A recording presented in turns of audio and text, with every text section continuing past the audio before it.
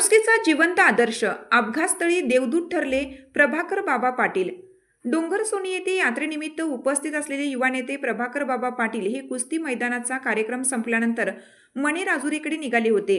सावळस गावातून बाहेर पडताच अंजनी रोडवरील पेट्रोल पंपाजवळ एक भीषण अपघात त्यांच्या नजरेस पडला.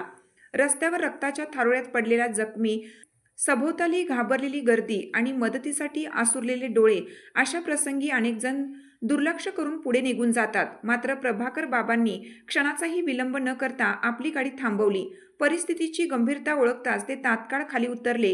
क्षणात निर्णय घेत त्यांनी अपघातग्रस्ताला स्वतःच्या गाडीत बसवले आणि तेथे वेद हॉस्पिटल सावळज येथे पोहोचवलं.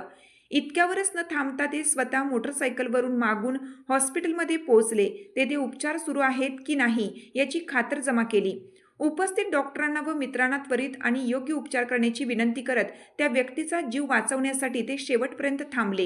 ही केवळ मदत नव्हती, हा होता माणुसकीचा जिवंत अनुभव. आजच्या धावपळीच्या जीवनात नेतृत्व म्हणजे फक्त पद, बॅनर आणि घोषणा असे मानले जाते. पण प्रभाकर बाबांनी पुन्हा एकदा सिद्ध करून दाखवलं की नेतृत्व हे पदाने नाही तर माणुसकीने ओळखले जाते. एका सामान्य माणसासाठी थांबणे, त्याचा जीव वाचवण्यासाठी स्वतः पुढे येणे हाच खरा मोठेपणा, हाच खरा नेता. जनतेच्या सुखदुःखात स्वतःला सहभागी करून घेणारे, गरजूंना मदतीसाठी सदैव तत्पर असलेले प्रभाकर बाबा पाटील हे केवळ युवा नेते नाहीत तर समाजासाठी प्रेरणास्थान आहेत. अशा कृतीतूनच खऱ्या अर्थाने नेतृत्व कसे असते हे त्यांनी पुन्हा एकदा संपूर्ण समाजाला दाखवून दिलं आहे. कवठेमहांकाळ वार्ता न्यूजसाठी मुख्य संपादक जगन्नाथ सकट.